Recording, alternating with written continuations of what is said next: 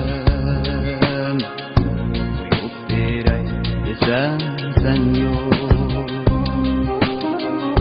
Nitay acırım üçün aktan suyup berey desem sen yok. Tut çıkmakını oylayman canlı tün boyu emdi. Peşimde koştaki yastık koyup berey desem sen yok. Sana kanmay durup kalbim hayatlar kalmadın ketdi. Beni unutsam neyledin durup berey desem sen yok. Şimdi usluk senden bana dep koygunup ketdim. Lekin diyonada şerbet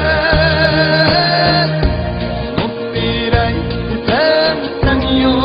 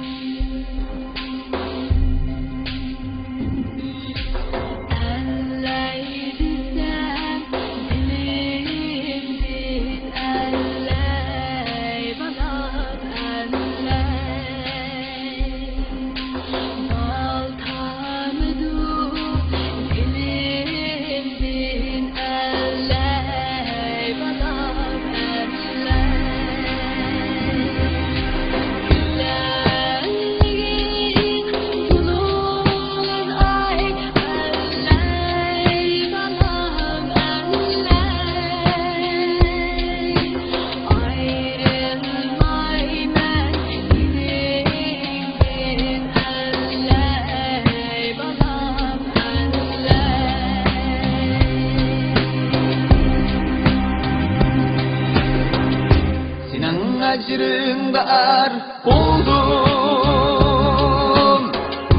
Yiğit şahlarga kolsundan Bırak şahtın anar alma Üzüp berey desem sen yok. Senem barın kaderimni bilmezdim emdi. Sana kuygen bu bağrımni yerip berey desem sen yok. Ey anam,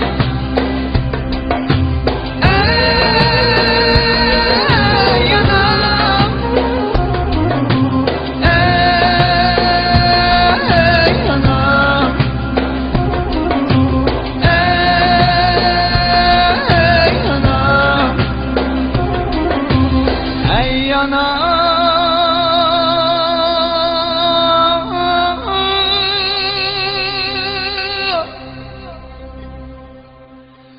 şerbet sunup